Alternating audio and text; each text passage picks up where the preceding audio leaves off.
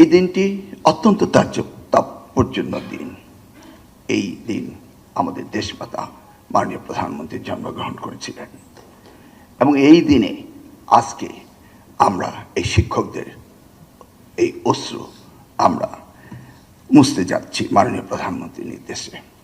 এই দিনটি এমন একটি দিন যেই দিনে হাজারো কোটি টাকা খরচ করে এই দিনটিকে উদযাপন করা হতো, আর আজকে এই দিনে মাননীয় প্রধানমন্ত্রী আমাদেরকে 2100 কোটি টাকা দিয়ে আজকে সারা দেশে 70,119 জন শিক্ষককে তাদের অবসর ভাতা এবং 53,000 শিক্ষককে কল্যাণ ভাতা দিতে যাচ্ছেন। তাই জাতির ইতিহাসে এটি অত্যন্ত গুরুত্বপূর্ণ দিন। 180 দিনের হানিমুন পিরিয়ডের প্রোগ্রামে শিক্ষা মন্ত্রণালয় থেকে আরও কয়েকটি কাজ আমরা করতে পারিনি, সেজন্য মাননীয় স্বরাষ্ট্রমন্ত্রী 31 জায়গায় 32 জায়গায় 33 করেছেন। আরও দুটি বাদ পড়েছে। একটি হচ্ছে প্রাইম মিনিস্টার্স গোল্ড কাপ, এটা আমরা শেষ করতে পারিনি। আমরা পারিনি ওনার প্রিয় বিষয় কারিগরি শিক্ষাকে গুরুত্ব দিয়ে আমরা কারিগরি শিক্ষার যে ফেয়ার এবং সেখানে যা করেছি সেগুলো আমরা ওনার সময়ের অভাবে করতে পারিনি। আশা করি তিনি 180 দিনের প্রোগ্রামে এগুলিকে নিয়ে যাবেন।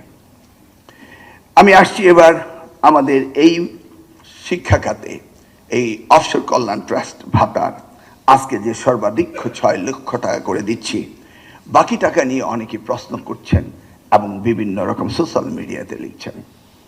ইতিমধ্যে বিগত সরকার এই প্রায় 7,000 কোটি টাকা আত্মসাৎ করেছে এই খাত থেকে, যেটা সেলিম ভুইয়া সাহেব বললেন। ইতিমধ্যেই তারা 598 কোটি 79 লক্ষ টাকা যে ব্যাংকগুলিতে দিয়েছে, সেই ব্যাংকগুলির নাম আমি আপনাদের পড়ে শোনাচ্ছি। ঠিক আছে, 8টি ব্যাংকে এই টাকাগুলো দিয়েছে, যেখান থেকে আমরা টাকা পাওয়ার সম্ভাবনা খুবই কম রয়েছে। আমাদের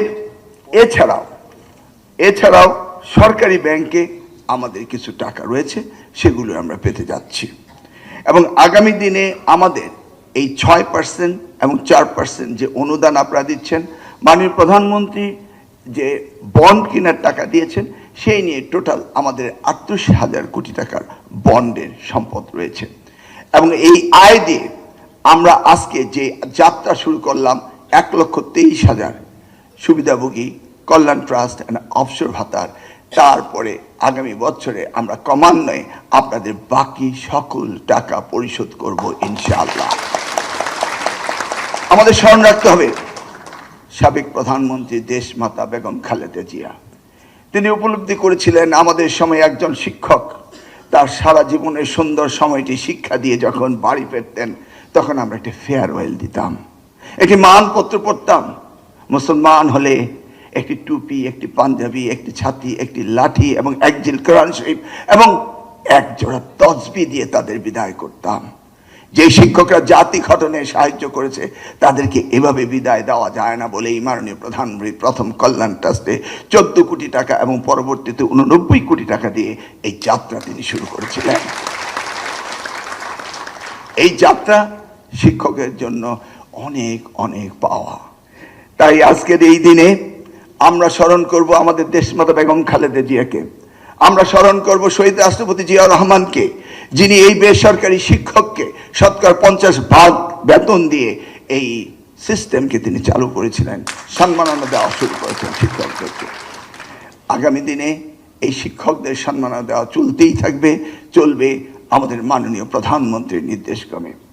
আমরা চাই এই শিক্ষা মন্ত্রণালয় থেকে আমরা আগামী দিনে যা যা করণীয় রয়েছে এই শিক্ষা ব্যবস্থাকে উন্নত করার জন্য, সেই দিকে আমরা কাজ করব ইনশাআল্লাহ।